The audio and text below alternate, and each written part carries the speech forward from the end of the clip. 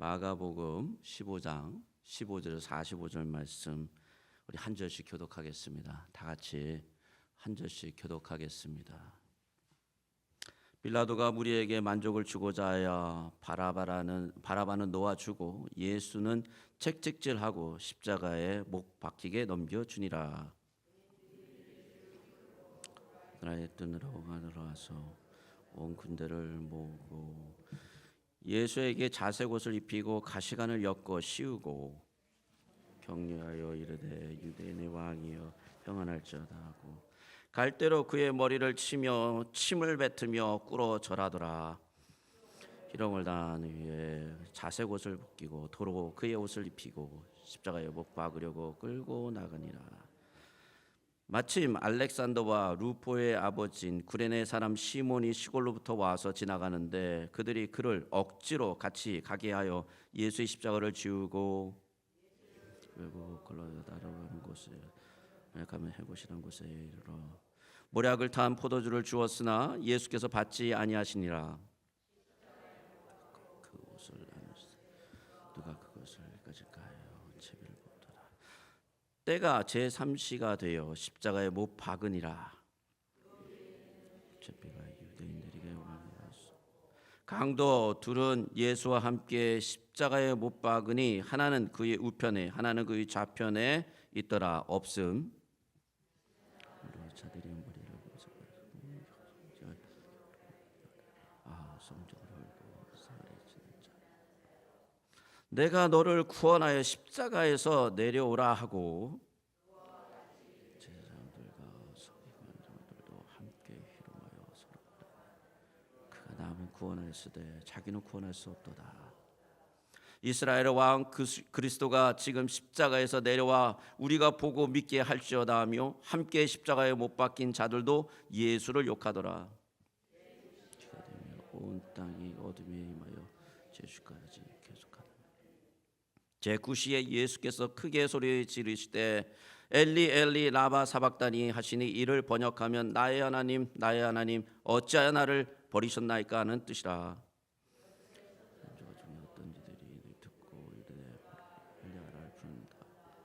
한 사람이 달려가서 해면에 신포도주를 적셔 갈대에 꿰어 마시게 하고 이르되 가만 두라 엘리야가 와서 그를 내려주나 보자 하더라.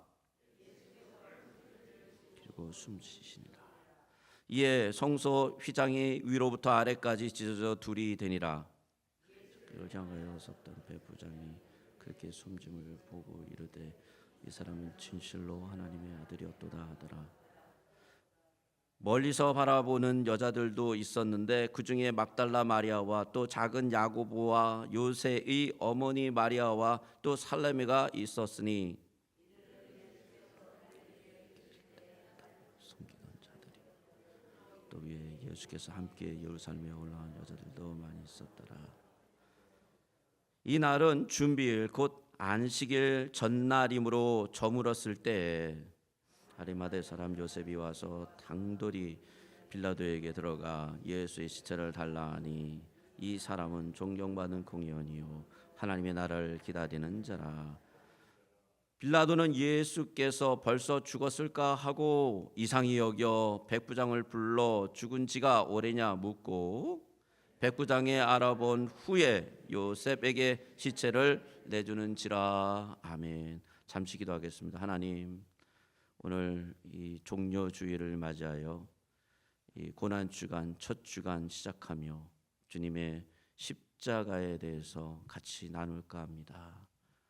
주님이 예루살렘에 들어가시고 어떻게 신문을 받고 어떠한 고난을 받고 핍박을 받고 어떠한 처참한 십자가에 달리셨는지 오늘 본문이 잘 얘기하고 있습니다. 주님, 이 말씀이 우리에게 십자가를 알게 하고 십자가의 놀라운 그 은혜와 그 용서하심을 새길 수 있는 귀한 시간이 되게 하여 주시옵소서. 성령님이 역사해 줄 믿습니다. 예수님의 이름으로 기도 올립니다. 아멘. 사도신경에는 예수님께서 동정녀 마리아에게 탄생하신 것과 그리고 빌라도에게 고난 받으신 예수님을 고백합니다. 그리고 또한 예수님의 그 십자가 죽으심에 대한 내용이 나옵니다. 근데 이 사도신경에는 예수님의 공생에 시작하기 전에 30년 이 생애에 대해서는 언급하지 않습니다.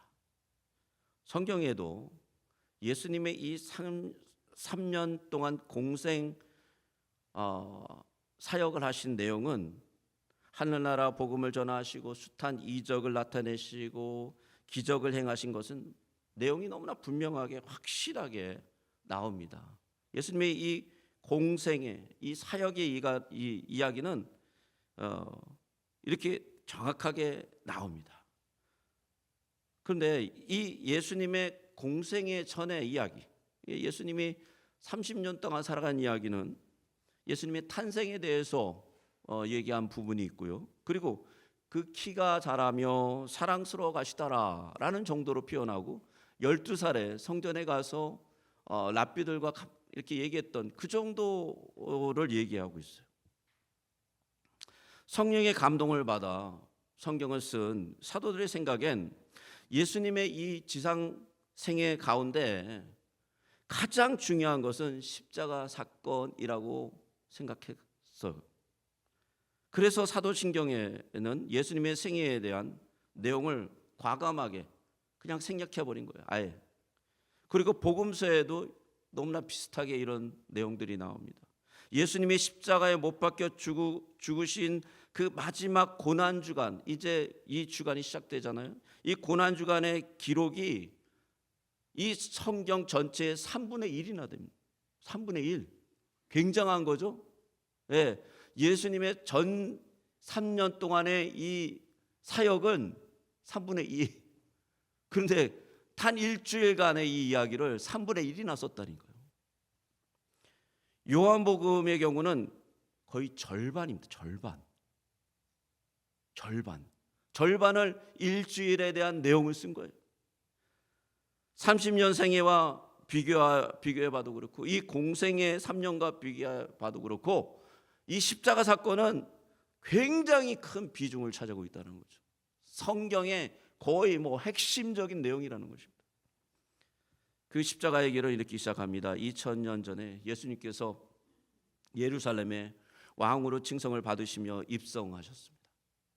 그러나 그 입성은 십자가를 지시기 위한 길이었어요. 사람들은 막 호산나 다윗의 왕으로 오시는 이여 하고 막 환호하고 팜추리 잘라가지고 앞에다 막 깔고 자기 겉옷을 내려가지고 낙타 위에다 깔고 찬양을 하지만 예수님은 자신의 마지막 가장 중요한 사역인 십자가에 달려 돌아가시기 전에 그리고 돌아가시기 위해서 준비되는 시간이었다는 얘기죠. 자신의 제자들과 하나님의 나라에 대해서 아주 심각하게 심도 있게 가르치고 이 제자의 삶이 무엇인지 준비시키고 기도시키고 그러셨던 시기였다는 거죠. 그리고 금요일 날 아침 드디어 십자가에 달리시고 오후 3시에 돌아가시게 되신 것입니다. 여러분, 십자가에 사람이 달려 죽는다라는 것은 이 고대 중동 지방 그리고 로마 제국에서 사용됐던 이 처형 방법이에요. 그리고 기원전 전 이 유대 나라를 지배하던 로마의 황제가 있었는데 아주 극악한 황제가 하나 있었습니다. 안티오쿠스 에테파네스. 이 사람은 아주 극악한 사람이에요. 근데 이 사람은 이 유대인들을 아예 그냥 씨를 말리려고 아주 작정한 사람인데, 그래서 성전 안에서 돼지를 잡아가지고 제사를 지내고, 돼지는 더러운 부정한 그런 짐승 아니에요. 그런 짓을 막 하는 거예요. 그런데 하도 유대인들이 그냥 너무 이게 거세니까 어떻게 했냐면 십자가형을 그냥 매달아 죽인 거예요. 예수님 전에 갈릴리에서 일어났던 폭동을 진압하기 위해서 2,000명이나 되는 사람을 십자가에 그냥 못 박아 죽였어요. 2,000명이나 되는 사람을. 유대 역사가 요세푸스는 로마 정부가 유대인들이 십자가 처형을 했기 때문에 십자가를 세울 만한 곳이 없었으며 너무 많이 십자가가 서서 십자가를 더 이상 세울 거 없을 정도로 몸에 매달린 십자가도 남아있잖아요. 십자가를 만들 수가 없는 거예요. 너무 많이 그렇게 죽였기 때문에. 아주 끔찍한 일이죠. 십자가로 죄인들을 처형하는 관습은요, 이 유대에만 있었던 건 아니고 로마 시대 때만 있었던 건 아니고요, 에그, 페니키아, 갈타고, 아수르, 인도, 로마, 헬라까지 있었던 그런 처형 방법이에요. 굉장히 이게 전통이 오래된 그런 방법이라는 거예요. 이 처형 방법이. 그들은 십자가를 가장 무섭고도 가장 부끄러운 죽음이라고 생각했어요. 십자가는 불행한 나무, 저주의 나무라고 생각했어요. 여러분, 일반적인 이 사람들도 십자가는 저주받은 자들이 당하는 사형이다라고 생각했어요. 근데 신기하게도 성경에도 그런 얘기가 나옵니다. 갈라디아서 3장 13절과 신명기 21장 23절의 이야기죠. 이거를 이용해서 이렇게 말씀하시죠. 나무에 달린 자마다 저주 아래 있는 자라고 얘기합니다. 나무에 달린 자마다 저주 있는 자. 여러분, 히브리서 12장 2절 우리 같이 한번 읽어볼까요? 같이 읽겠습니다. 시작. 믿음의 주요 또 온전하게 하시는 이인 예수를 바라보자. 그는 그 앞에 있는 기쁨을 위하여 십자가를 참으사 부끄러움을 개의치 아니하시더니 하나님 보좌 우편에 앉으셨느니라. 여기서 보면요, 십자가를 참으사 부끄러움을 개의치 아니하셨다라는 말이 나오는데, 이 십자가는 그 당시에 부끄러운 거였다는 거예요. 치욕스러운 거였다는 거죠. 그 당시에 사람들은 십자가 하면 고개를 절레절레 흔드는 거예요. 어떻게 거기에 당할까? 어떻게 거기서 죽었을까? 얼마나 죄인이면, 얼마나 악독한 자면 거기서 죽었을까? 이렇게 생각한다라는 거죠. 사형당하는 것이 다 참혹한 것이지만 그 중에서도 십자가에 매달려 모든 사람이 보는 가운데 치욕을 당하며 죽는 것은요, 매우 참혹하고 매우 수치롭고 매우 모욕적인 일이었다는 것이, 그 당시 사람들에게는 내 인생에 절대로 일어나서는 안 되는 일이 바로 이 십자가에 죽는 일이에요. 십자가에서 수치를 당하면서 죽는 일이라는 것이죠. 성경을 보면 십자가의 형이란 이런 부끄러움과 수치스러운 일인 동시에 저주받은 사람들이 져야 될 형틀이었다라고 얘기해요. 예수님은 이런 부끄럽고 수치스럽고 저주받은 십자가형을 자원하여 받으십니다. 자원하여. 십자가는요, 기독교의 중심이에요. 중심. 그러나 그런 십자가에 대해서요, 지금 이 많은 교회들은 관심을 기울이지 않아요. 십자가를 묵상하자 그러면 별로 땡기지 않습니다. 십자가를 바라보자 그러면은 무슨 얘기인지 잘 모릅니다. 십자가에 대해서 무덤덤합니다. 십자가에 대해서 무시하는 우리의 마음들이 있어하는 거죠. 이그노르하는 그런 마음이 많다라는 것이죠. 왜 그럼 우리의 마음에 이런 십자가를 무시하는 마음, 이게 왜 생길까요? 여러분, 인간의 이 본성에는 이 더러운 것, 이 무시무시한 것, 참혹한 것을 피하려는 본성이 있어요. 그래서 십자가의 도를 듣는 사람들은요, 굉장히 불쾌해요. 불쾌. 바울은 사람들이 십자가의 설교를 불쾌하게 여긴다라고 얘기합니다. 사람들을 불쾌하지 않으면, 하지 않게 하면 십자가의 도를 전할 수 없다라고 가르치고 있어요, 바울은. 그게 고린도전서 1장 18절에서 24절 말씀이죠. 우리 같이 한번 읽어볼까요? 한 절씩 교독하겠습니다. 십자가의 도가 멸망하는 자에게는 미련한 것이요 구원을 받은 우리에게는 하나님의 능력이라. 기록된 바 내가 지혜 있는 자들의 지혜를 멸하고 총명한 자들의 총명을 폐하리라 하였으니. 지혜 있는 자가 어디 있느냐? 선비가 어디 있느냐? 이 세대의 변론가가 어디 있느냐? 하나님께서 이 세상의 지혜를 미련하게 하신 것이 아니냐? 하나님의 지혜에 있어서는 이 세상이 자기 지혜로 하나님을 알지 못함으로 하나님께서 전대에 미련한 것으로 믿는 자들을 구원하시기를 기뻐하셨도다. 유대인은 표적을 구하고 헬라인은 지혜를 찾으나 우리는 십자가에 못 박힌 그리스도를 전하니 유대인에게는 꺼리끼는 것이요 이방인에게는 미련한 것이로되. 24절 같이 읽겠습니다. 시작. 오직 부르심을 받은 자들에게는 유대인이나 헬라인이나 그리스도의 십자가는 하나님의 능력이요 하나님의 지혜니라. 23절에 뭐라고 얘기합니까? 우리 23절 한번 다시 한번 읽어볼까요? 같이 읽겠습니다. 시작. 우리는 십자가에 못 박힌 그리스도를 전하니 유대인에게는 꺼리끼는 것이요 이방인에게는 미련한 것이로되. 무슨 얘기예요? 불편하다는 거예요. 이 십자가만 생각해도 막 고개가 절레절레 흔들어지는데 이게 너무나 안 다가온다라는 것이에요. 생각만 해도 끔찍한 참혹한 아주 저주스러운 그런 십자가를 생각하는 것만 해도 끔찍하다는 것이죠. 여러분, 예수님께서 갈보리 언덕 십자가에 못 박히신 것을, 그 아주 피가 절절 흐르는 그 어떤 그런 것을 우리가 그냥 이렇게 영화의 장면에 우리가 보잖아요. 그죠? 예? 그런 성영화가 있잖아요. 예. 그래서 거기서 보면 막 그거 볼 때 막 마음이 막 끔찍하잖아요. 그 생생한 장면을 만약에 그런데 이렇게 사진을 찍어가지고 이 강당 벽에다가 거실 집에다가 걸어놓는다고 생각해 보십시오.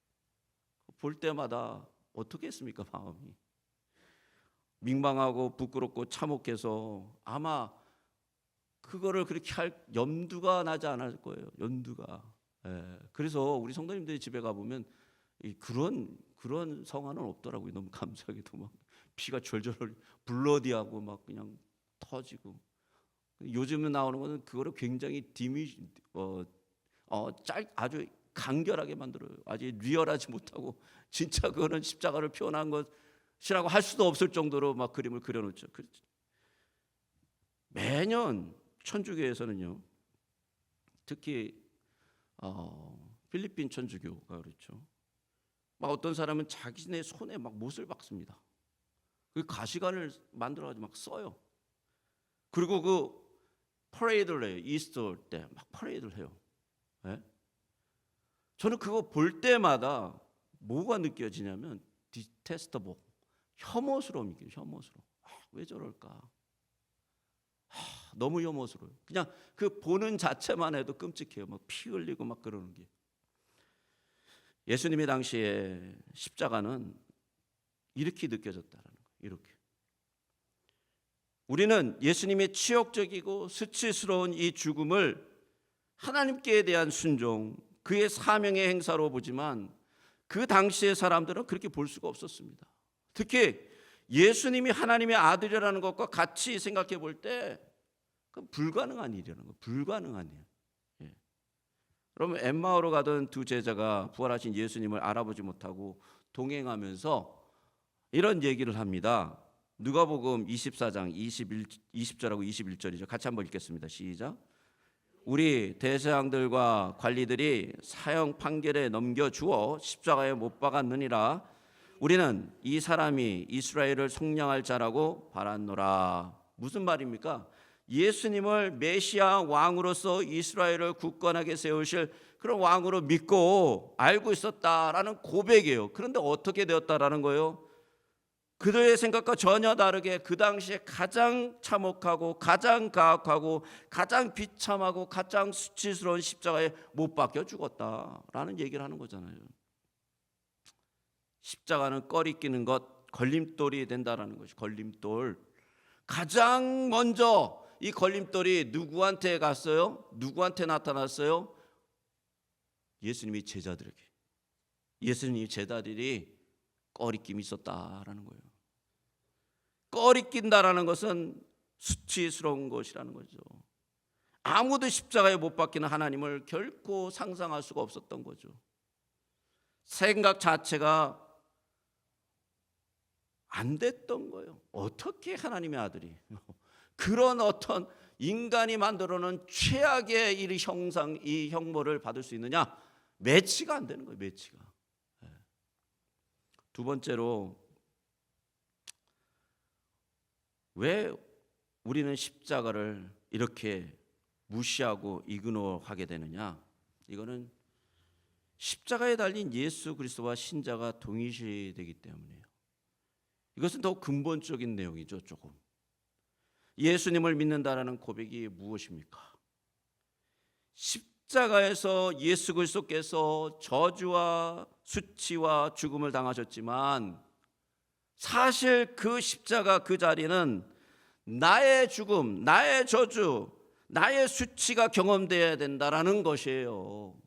그런 고백과 결심과 마음을 가진 자들이 예수님을 믿는 거 아닙니까? 여기서 십자가에 박혀 죽으신 그리스도와 믿는 자는요, 뭐 어떻게 되죠? 하나가 되는 거예요. 하나. 그리스도의 그 끔찍한 십자가가 뭐가 되는 거예요? 나의 십자가가 되는 거예요. 나의. 그러니까 이게 쉽지 않은 겁니다. 동일시되니까. 이 십자가의 의미를 이해한다면, 이렇게 이해한다면 아주 마음이 불편해집니다. 십자가의 도가 나를 대신해서 저주와 수치와 죽음을 당하신 예수님과 내가 함께 한다라면, 그러면 내 안에 어떤 일이 일어나는 줄 아십니까? 나의 능력, 나의 성공, 나의 승리, 나의 자랑, 이런 게 내 안에서 배격되기 시작하는 거예요. 그것 때문에. 그런 것이 하찮게 느껴지는 겁니다. 근데 우리 본성은 그렇지 않잖아요. 우리 본성은 이 세상을 따라가고요. 우리의 본성은 돈을 따라가고, 우리의 본성은 명예를 따라가잖아요. 그런데 십자가가 서니까 너무 불편한 거예요, 이게. 십자가가 서니까 힘든 거예요. 그래서 어떻게 해요? 이그노 무시하는 거예요. 생각 말자. 이거 뭐 이렇게 복잡하게. 여러분, 십자가도가 선포되는 교회는요, 이런 자기 중심적인 자의 삶이 설 수가 없습니다. 개인적으로 살아갈 수가 없어요. 개인주의가 절대 설 수가 없어요.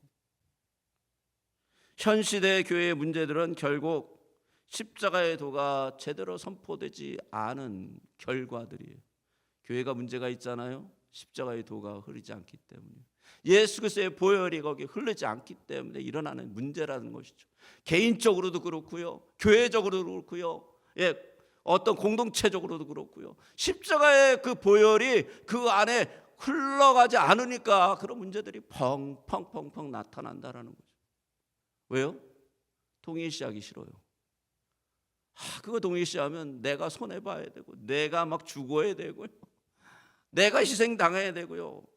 싫죠. 여러분, 사랑하는 벨리 중앙장로교회 성도 여러분, 왜 하나님은 자신의 하나밖에 없는 아들을 이렇게 끔찍한 방법으로 죽이셨을까요? 아주 그냥 인간이 고안해낸 최악의 형벌,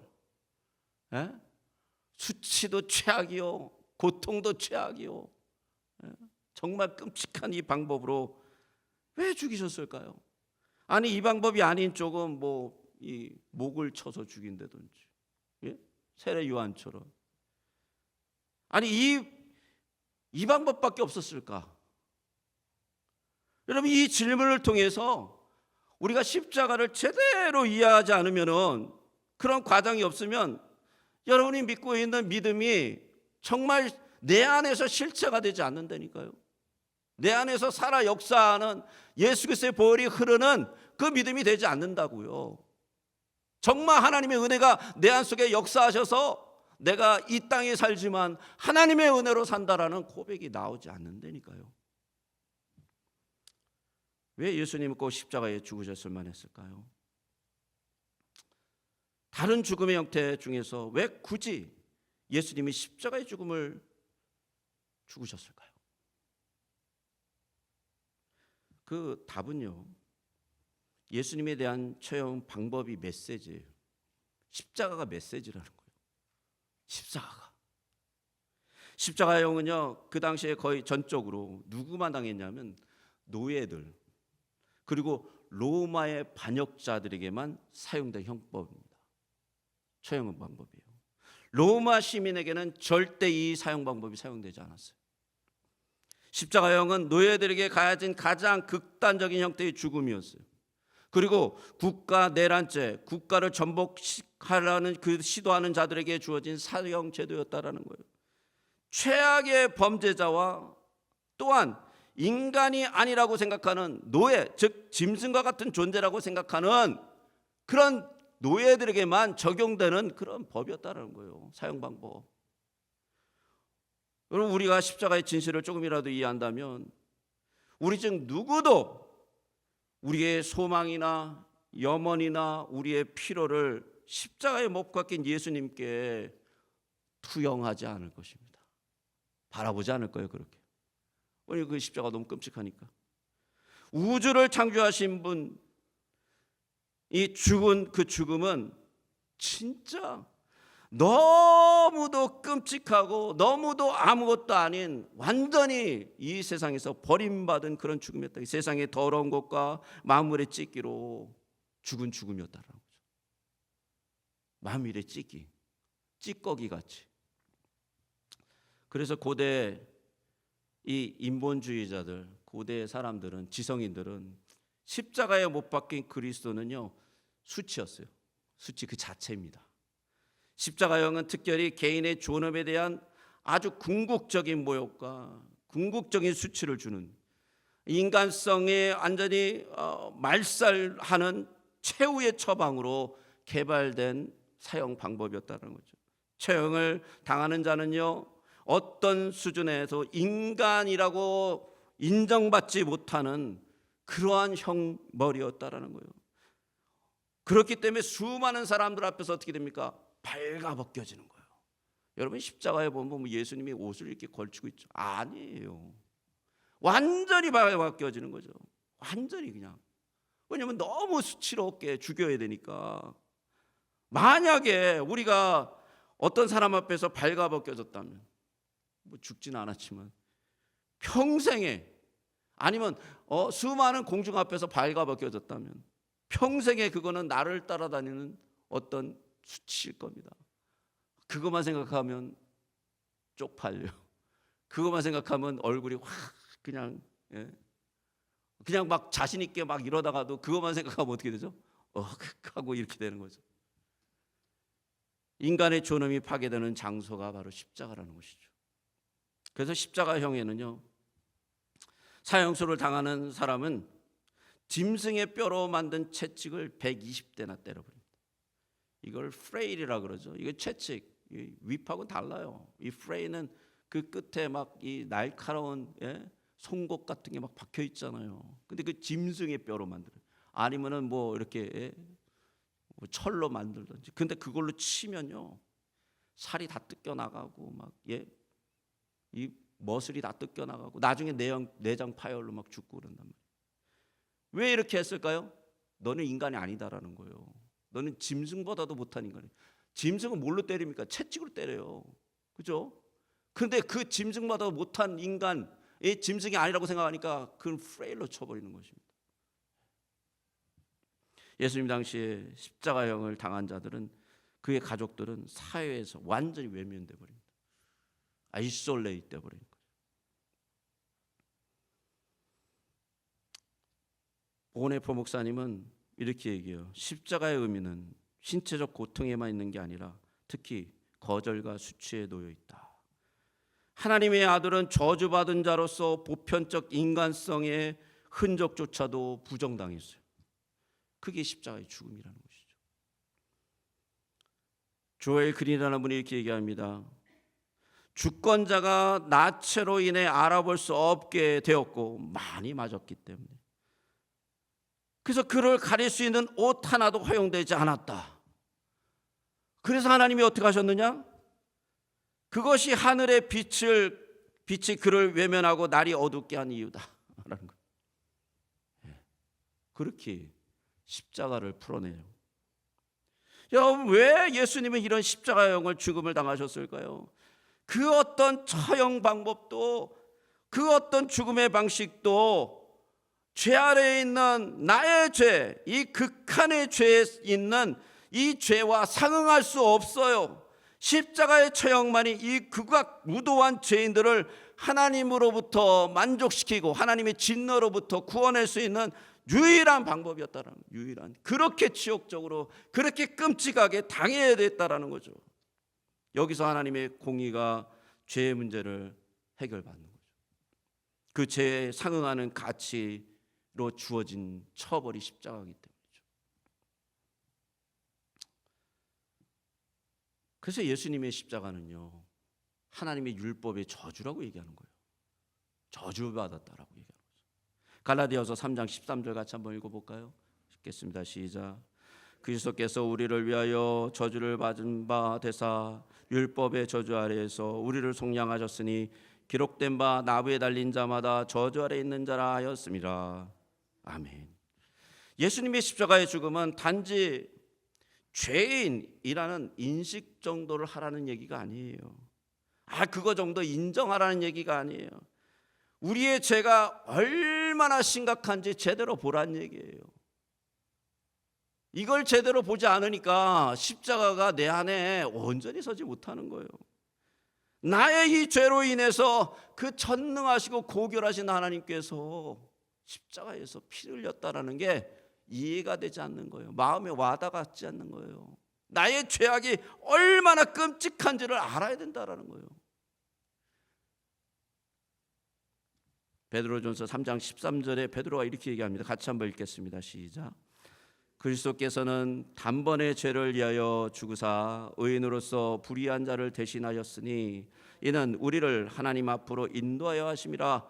육체로는 죽임을 당하시고 영으로는 살리심을 받으셨느니라. 주님께서 불의한 자, 불의, 내가 불의라는 거예요. 불의한 자를 위해서 죽으셨다는 거죠. 십자가의 죽음은 단지 친구를 위한 죽음이 아니고, 그거는 불경건한 자라, 경건하고 거룩하신 분이 이 불경건하고 이 더럽고 이 추하고 이 욕심 많고 늘 변하고 업앤다운이 심한, 어떨 때는 하나님을 막 좋아하다가 어떨 때는 하나님 왜 그래요 하고 삐치는 이 못난 자를 위해서 죽으셨다는 거죠. 예수님의 십자가형의 죽음은 우리가 불경한 자이고 불의한 자이고 큰 죄인이라는 것을 잘 드러내고 있습니다. 이 구원 불가능한, 구제 불가능한 이 존재들을 사랑하셔서 친히 그 저주를 다 담당하시고 십자가에 죽으셨다라는 거죠.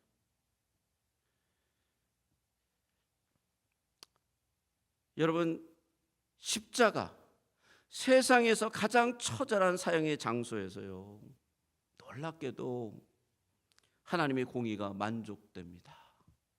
하나님의 진노가 거기서 끝나버려요. 그리고 그 십자가에는 예수 그리스도가 우리에게 주시고자 하는 놀라운 하나님의 의로움, 의가 형성됩니다. 발생돼요. 이 하나님의 의가 우리가 십자가를 통해서 하나님의 의를 공유받으면, 전가되면, 그것이 우리 안에 생성되면 어떤 일이 일어나는 줄 아십니까? 천지개벽하는 일이 나요. 천지개벽. 자다가도 막 눈이 벌떡 떨어지고요. 찬양만 하면 눈물이 줄줄 나오고요. 말씀을 계속 읽고 싶고요. 천지개벽하는 일이 일어난다니까요. 그 일이 일어나면 놀라운 변화가 일어나요. 그럼 그런 경험을 해보셨습니까? 하셔야 됩니다. 반드시. 그게 십자가의 길이고 십자가의 도예요. 그게 예수 그리스도의 보혈의 공로라는 것이에요. 십자가의 도가 시작되면요, 나의 자랑, 나의 의, 나의 교만이 다 사라지는 거예요. 종교를 맞습니다. 터미네이터 버려요. 그게. 갈라디아서 2장 20절을 한번 같이 읽겠습니다. 같이 읽겠습니다. 시작. 내가 그리스도와 함께 십자가에 못 박혔나니 그런즉 이제는 내가 사는 것이 아니요 오직 내 안에 그리스도께서 사신 것이라. 내가 이제 내가 육체 가운데 사는 것은 나를 사랑하사 나를 위하여 자기 자신을 버리신 하나님의 아들을 믿는 믿음 안에서 사는 것이라. 이 일이 일어난다니까. 이 일이 실제적으로 일어나는, 이게 말씀만이 아니라 나의 삶 속에서 용광로처럼 이게 막 버글버글 끓는다는 거예요. 이 삶이 진행된다는 것입니다. 여러분, 우리가 우리 주 예수님과 함께 십자가에 못 박혀 죽었다라는 의미는 무엇일까요? 예수님과 함께 이 세상에서 가장 수치스러운 자리에서 함께 한다라는 그것은 어떤 것일까요? 십자가에서 완전히 발가벗겨져서 피투성이가 되어서 힘이 그냥 다 딸려 허덕허덕하며 숨을 못 쉬는 그 십자가에 매달린 육체가 무엇을 자랑할 수 있겠습니까? 거기서 무슨 자랑이 있고요, 무슨 욕심이 있고요, 무슨 세상에 어떤 것을 원하고 있습니까? 예수님의 십자가가 우리 중심에 서면 예수님의 그 십자가의 죽음은 우리의 본성 안에 즉각적이고 직접적으로 역사되기 시작해요. 십자가는 우리의 모든 외적인 자랑과 조건들을, 즉 우리의 의를 완전히 다 버리게 합니다. 사도 바울이 그렇게 얘기하죠. 찌꺼기 같다. 찌꺼기 같다. 무슨 얘기입니까? 똥과 같다라고 얘기해요. 똥. 바울이 왜 이렇게밖에 고백할 수 없었을까요? 왜 이렇게 고백할 수밖에 없었을까요? 여러분, 그것은요, 하나님께서 그분의 모든 것을 십자가에 거셨기 때문에, 하나님의 진심, 하나님의 사랑, 하나님의 계획, 하나님의 비전, 하나님의 복음이 그 십자가에 다 달려 있어요. 이것이 십자가의 복음이에요. 이것이 하나님의 사랑의 십자가입니다. 이 십자가가 나의 중심에 선다면 우리는 어떻게 될까요? 만약 그 십자가가 내 중심에 서 있지 않는다면 우리는 어떻게 살까요? 십자가의 복음이 없는 교회에는 이런 일들이 일어날 것입니다. 두 가지예요. 첫째는 자랑과 교만이 싹틉니다. 자랑과 교만이 교회 안에 가득하게 될 거예요. 부와 재산과 학력과 학벌과 성취와 성공 등 자신이 내세울 수 있는 모든 것들을, 이 사회적 성공들이 기준이 되어 그걸 증명하며 그거를 자랑하고 그렇게 살아갑니다. 교회 안에서도. 십자가의 도가 설교되지 않은 강단에서는 번영의 복음, 여러분 예수 믿으면 축복받습니다, 예수 믿으면 잘 될 겁니다 라고 얘기만 해요. 아니면 여러분 철저하게 11조를 내십시오, 철저하게 헌금을 하셔야 됩니다 하는 율법주의 설교만 할 거예요. 오늘날 교회들이 왜 이런 지경이 이르렀습니까? 왜 교회가 이 세상에서 힘을 잃고 왜 나약해졌습니까? 십자가의 도가 설교되지 않기 때문이죠. 여러분, 우리는 어떻습니까? 우리 교회는 괜찮아요? 여러분은 어떠세요? 여러분은 십자가의 도를 알고 그 십자가의 복음이 아니면 설명할 수 없는 어떤 변화의 삶을 살고 계십니까? 아니면 십자가 도가 아니라 우리의 자랑과 교만이 여러분 속에 자리 잡고 있습니까? 내가 왕이 돼서 하나님은 없어지고. 두 번째는요, 사랑이 없어집니다. 십자가 없으면 사랑이 없어요. 십자가의 도가 설교되지 않으면 일어나는 또 하나의 치명적인 현상은 그리스도의 진정한 사랑이 실종됩니다. 오늘날 교회에서 복음이 만들어내는 사랑의 그 실현되거나 경험되지 못하는 이유는 아주 너무 분명해요. 그것은 자신을 십자가 안에 위치시키는 것이 아니라 자신들이 마치 이미 죽은 자들로부터 살아난 것처럼 자신들은 십자가의 너머에, 십자가 위에 위치시켜요. 십자가가 뭔데요? 십자가는 만왕의 왕이시고 만군의 주이신 나의 하나님이 고난을 받으신 거잖아요. 근데 그거는 싹 빼먹는 거예요. 십자가는 없어지는 것이죠. 그러니까 십자가의 진실은 사라지고 십자가가 이루어놓은 그 번영만 챙긴다라는 것이에요. 고난은 없어야 되고요, 복을 누리기만 하면 된다라는 이런 잘못된 교회가 나타나기 시작해요. 거기는요, 사랑이 없습니다. 거기는 오직 공명심과 오직 율법주의만 가득할 뿐이죠. 사랑이 없어요. 십자가가 뭡니까? 죽기까지 자기를 내어놓은 사랑 아닙니까? 근데 그 사랑이 없다라는 거예요. 심각한 거죠. 교회가 십자가를 놓치면 교회는 교회가 아니에요. 사랑하는 벨리 중앙영로교회 성도 여러분, 우리는 예수 그리스도의 십자가를 전달하는 자리 되시길 주님으로 축복합니다. 교회가 십자가에 못 박혀 죽으신 예수 그리스도의 능력을 경험하려면 십자가를 내 마음속에 우선 세워야 돼요. 그리고 나의 본성을 십자가에 못 박으십시오. 여러분이 타락한 본성, 여러분이 그 욕심, 여러분의 그 자랑을 십자가에 못 박아버리세요. 예수님과 함께 죽는 겁니다. 그리고 우리에게 다가오는 그 불쾌하고 우리에게 다가오는 그 불편한 마음들을 십자가에 다 내려놓으셔야 돼요. 그러면요, 거기서 어떤 일이 일어나느냐, 하나님의 그 부끄러운 십자가가 능력의 십자가가 되는 거예요. 그 부끄러운 십자가가 생명의 십자가가 되는 것입니다. 내가 이 십자가를 붙들고 평생에 살아도 정말 나는 억울한 거 없다라고 생각하고 산다라는 것이죠. 사도 바울은 로마서 1장 16절에 이렇게 고백합니다. 우리 같이 읽겠습니다. 시작. 내가 복음을 부끄러워하지 아니하노니 이 복음은 모든 믿는 자에게 구원을 주시는 하나님의 능력이 됨이라. 먼저는 유대인에게요 그리고 헬라인에게로라. 그리스도인의 여정은요, 맨 처음에는 십자가가 잘 뭔지 몰라요. 그래서 부끄러워해요. 그러나 그 자리를 박차고 이제 그 부끄러운 십자가, 수치로운 십자가를 자랑하는 자리까지 가는 여정이에요. 인도의 어떤 선교사님 가정 이야기예요. 재정이 넉넉하지 못해서, 그러니까 선교비를 잘 못 받은 것 같아요. 그래서 6살, 9살짜리 아들을 그 국제학교에 보내야 되는데 못 보내신 거예요. 현지 학교를 보내셨어요. 인도 아이들이 자기들과 외모가 다르고, 예? 머리가 다르고 머리카락 다르고 언어가 다른 이 아이를 그냥 냅뒀겠습니까? 어떻게 했을까요? 왕따 시켰겠죠. 왕따. 그런데 그것까지도 괜찮아요. 뭐 왕따 당하는 거야. 뭐 그리스도인들이 왕따 당하고 사는 건 그리스도인들이 이 세상에서 당연한 거니까. 그런데 이 몇 명의 아주 극악한 아이들이 이 선교사님의 아들을 묶어다 놓고 눈에다가 못을 박아버렸어요. 눈에다가.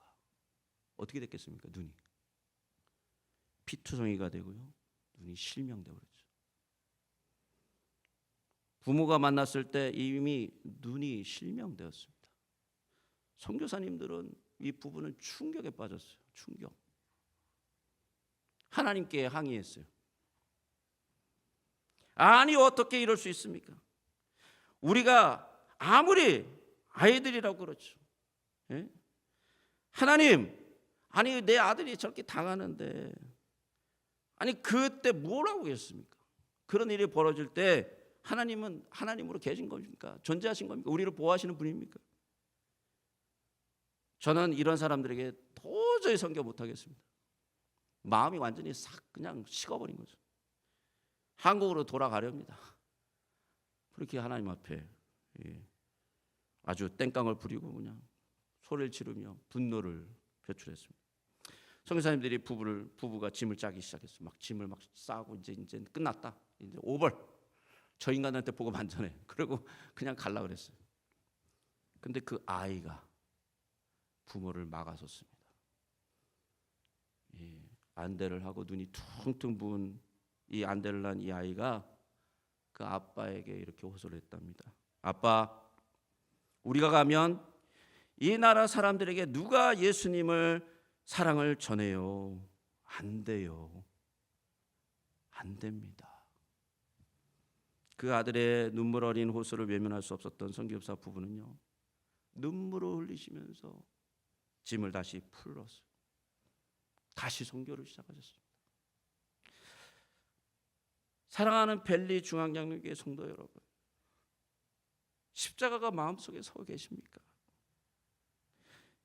십자가가 나의 자랑이 아니면 우리 마음에는요, 세상의 자랑이 가득합니다. 십자가를 모르면 그리스도를 모르는 거예요. 십자가가 경험되지 못하면 하나님의 사랑이 알 수가 없습니다.